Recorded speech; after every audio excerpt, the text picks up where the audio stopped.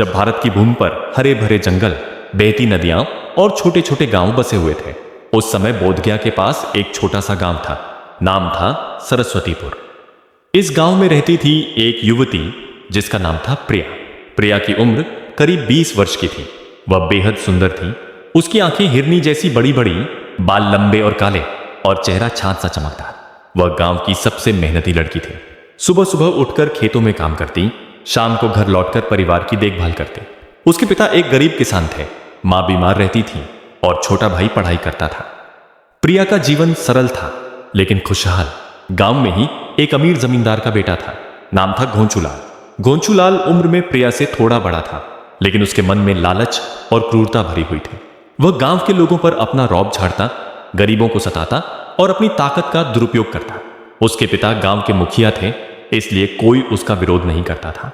घोंचूलाल की नजर प्रिया पर पड़ गई। वह उसकी सुंदरता से मोहित हो गया और उसे अपना बनाने की ठान ली। लेकिन प्रिया एक सच्ची और पवित्र लड़की थी। वह घोंचूलाल की बुरी नजरों से दूर रहती। एक दिन की बात है, जब प्रिया खेत से लौट रही थी। सूरज डूब रहा था और आसमान लाल हो चुका था। रास्ते में घोंचूलाल अपने दोस्तों के साथ खड़ा था। उसने प्रिया को रोक लिया। प्रिया, आज मेरे साथ चलो, उसने कहा। उसकी आंखों में कामुकता झलक रही थी। प्रिया ने डरते हुए मना कर दिया। नहीं, मुझे घर जाना है, वह बोली और आगे बढ़ने लगी। लेकिन घोंचूलाल ने उसका हाथ पकड़ लिया। उसके दोस्तों ने हंसते हुए प्रिया को घेर लिया।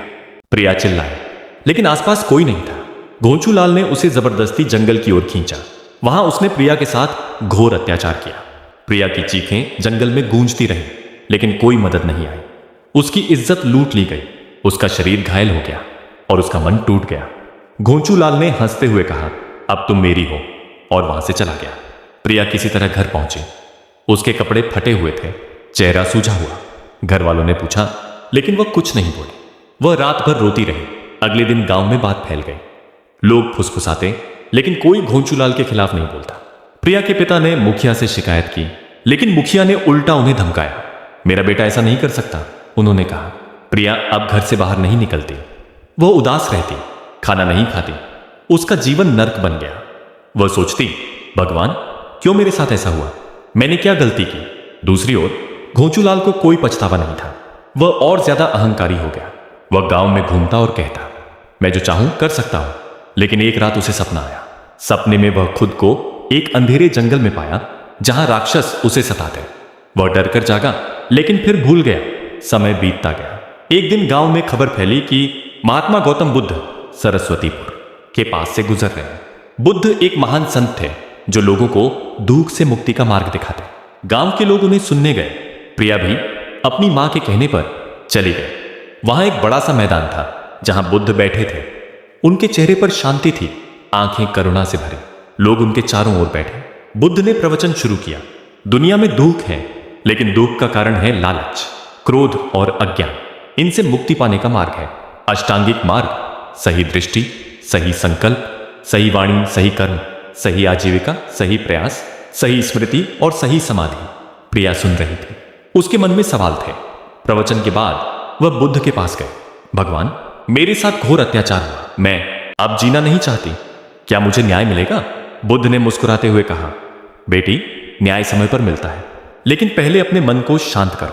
क्रोध और बदले की भावना दुख बढ़ाती है। उसी समय घोंचूलाल भी वहां पहुंचा। वह बुद्ध को देखने आया था, लेकिन मन में घमंड था। वह सोचता, ये संत क्या जानते हैं? लेकिन बुद्ध की बातें सुनकर वह रुक गया। बुद्ध ने देखा कि प्रिया और घोंचूलाल दोनों वहां हैं। उन्होंने दोनों को पास बुलाया। तुम दोनों को मैं एक कहानी सुनाता हूं। बुद्ध बोले, बहुत समय पहले एक जंगल में एक हिरनी रहती थी। वह सुंदर और मासूम थी। एक दिन एक शेर ने उस पर हमला किया। शेर ने उसे घायल कर दिया, लेकिन हिरनी किसी तरह बच गई। हिरनी अब डरती रहती, जंगल में नहीं घूमती। शेर को लगता कि वह सबसे ताकतवर है। लेकिन एक दिन शेर एक गड्ढे में गिर गया।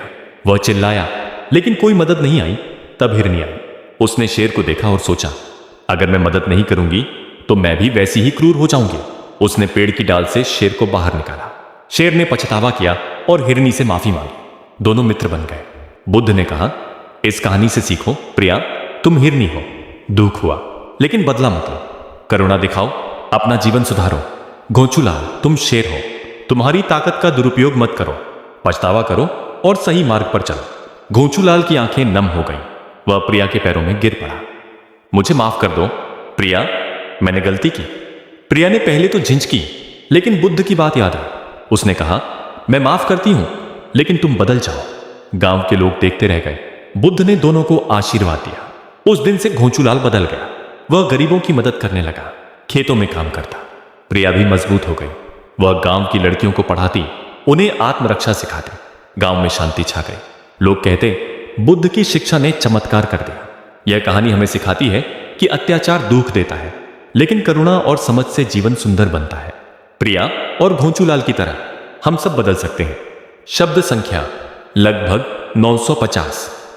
मैंने इसे करीब 1000 शब्दों में रखा है, लेकिन विस्तार से लिखा। अब कहानी को और विस्तार देते हैं। प्रिया के जीवन में बदलाव आया। वह अब एक शिक्षिका बन गई। गांव में स्कूल खोला जहां लड़कियां पढ़ती। घोंचूलाल ने अपनी जमीन गरीबों को बांटी। दोनों ने मिलकर गांव को बेहतर बनाया। बुद्ध की शिक्षा फैलाने लगे। एक दिन बुद्ध फिर आए। उन्होंने देखा कि गांव खुशहाल है। तुम दोनों ने सही मार्ग चुना, उन्होंने कहा। प्रिया ने बुद्ध से पूछा, भगवान, दुख क्यों होता है?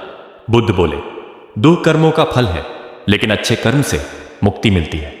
घोंचूलाल ने कहा, मैंने सीखा कि ताकत सेवा के लिए है, न कि सताने के लिए। कहानी का अंत ऐसा हुआ कि प्रिया और घोंचूलाल ने विवाह कर लिया। उनका जीवन उदाहरण बन गया। गांव के लोग उन्हें याद करते।